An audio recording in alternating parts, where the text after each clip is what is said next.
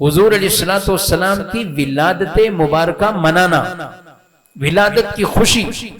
اللہ فرماتا ہے قل بفضل اللہ وبرحمتہ فبذلک فلیفرحوا، اے محبوب آپ ان کو فرما دیں اللہ کا فضل اور اللہ کی رحمت، اس پر چاہیے کہ خوشی منائیں۔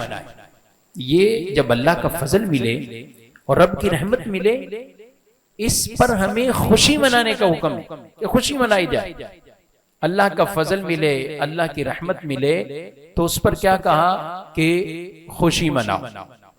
اب کیسے خوشی منانی ہے؟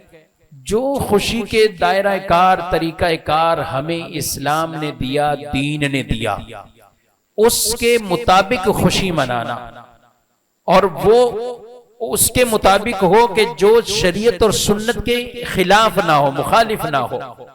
ہم یہ نہیں کہتے کہ میلاد ہو اور اس میں میوزک آ جائے، میلاد ہو اور اس میں طرح طرح کی اور خرافات آ جائیں، نہیں۔ میلاد ایک پاکیزہ چیز ہے، میلاد ایک نبی پاک علیہ السلام کی مبارک ثنا خوانی ہے، اور وہ چاہے نظم کی صورت میں ہو یا نثر کی صورت میں ہو، آدمی خوشی اسی طرح منائے گا جو شریعت و سنت کا مطابق جو طریقہ کار انداز ہے۔ اس میں کوئی غیر شرعی عمل وہ میلاد کے اندر وہ نہیں آنا چاہیے۔ تو جب اس دائرہ کار کے مطابق خوشی منائی جا رہی ہے تو پھر کسی کو منع بھی نہیں کرنا چاہیے۔ وَأَمَّا بِنِعْمَةِ رَبِّكَ فَحَدِّثْ، اللہ فرماتا ہے اپنے رب کی نعمتوں کا چرچا کر۔ رب نے جو نعمتیں دی ان کا چرچا کر۔ تو رب کی جو نعمتیں ہیں، دنیا کی ساری نعمتیں ایک طرف، ان سے بڑھ کر نعمت ایمان کی نعمت ہے، اسلام کی نعمت ہے، نبی پاک علیہ السلام کے امتی بننے کی یہ نعمت ہے، تو یہ نعمت ان نعمتوں سے بڑھ کر نعمت ہے۔ جب عام نعمت پر چرچا کرنے اور خوشی کرنے کا حکم ہے تو جن کے صدقے اللہ نے ساری نعمتیں عطا فرمائی ہیں تو ان کی ولادت پر کیوں نہیں خوشی کی جائے گی؟ جن کے صدقے یہ ملا، ایمان کی دولت ملی تو انہی کا صدقہ، وہ نہ ہوتے تو پھر کچھ نہ ہوتا، وہ ہیں تو یہ سب کچھ ہے۔ ان کے صدقے اللہ نے ایمان دیا، ان کے صدقے اللہ نے ہمیں قرآن دیا، رمضان دیا، اور یہ ساری نعمتیں ملی ہیں تو یہ ان کا صدقہ۔ تو ان کے نام پر اور اس نعمت کے شکرانے پر یہ خوشی منانا، یہ تو عین صحابہ کرام علیہ مردوان سے ثابت۔ جی ہاں، میرے نبی صلی اللہ علیہ وسلم کے صحابہ، آپ ایک مرتبہ بیٹھے ہیں، حدیث پاک میں موجود ہے، جب صحابہ موجود تھے تو بیٹھے ہیں تو آپ کے درمیان نبی پاک صلی اللہ علیہ وسلم تشریف لائے۔ حضور صلی اللہ علیہ وسلم نے فرمایا میرے صحابہ تم کیوں بیٹھے ہو یہاں پر؟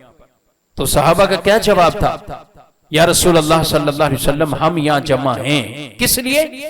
اللہ کی حمد کریں اور اللہ کا شکر بجا لائیں، حمد کریں، شکر بجا لائیں کہ اللہ نے ہدایت دی ہے ہمیں، اور آپ کے ذریعے سے یہ ہدایت ملی ہے، اور یہ رب کا احسان ہے کہ ہم آپ کے غلام امتی ہیں۔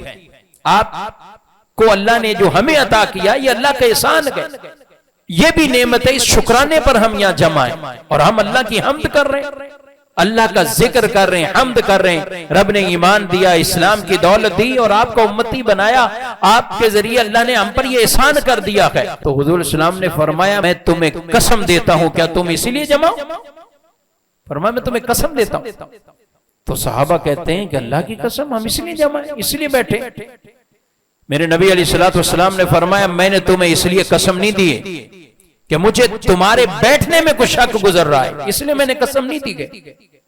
فرمایا کہ میں نے تمہیں قسم اس لیے دی ہے کہ میرے پاس اللہ کی طرف سے فرشتہ آیا گیا اور اس فرشتے نے کہا کہ اے محبوب آپ باہر تشریف لے جائیں۔ رب تبارک و تعالی ارشاد فرماتا ہے کہ باہر جو آپ کے امتی، آپ کے صحابہ مجمع لگا کے بیٹھے ہیں، ان کے آج اس بیٹھنے پر اللہ بھی فخر فرما رہا ہے، رب بھی فخر فرما رہا ہے کہ یہ بیٹھے اس لیے گئے، ہم اس نعمت کے شکر ادا کریں۔ تو ان کا بیٹھنا ہی فقط اس لیے تھا۔ اللہ اکبر، آج ہم بھی اگر بیٹھیں، آج ہم بھی اگر حضور اسلام کی محفل میلاد کے نام سے نبی پاک علیہ السلام کی شان بیان کرنے کے لیے اللہ نے جو آپ کو یہ شانیں اور کمالات عطا فرمائے ہیں ان کو بیان کرنے کے لیے آج اگر ہم بیٹھتے ہیں تو پھر اس پہ بھی اعتراض کسی طرح کا نہیں ہو سکتا. یہ بیٹھنا صحابہ سے ثابت بقا ہے.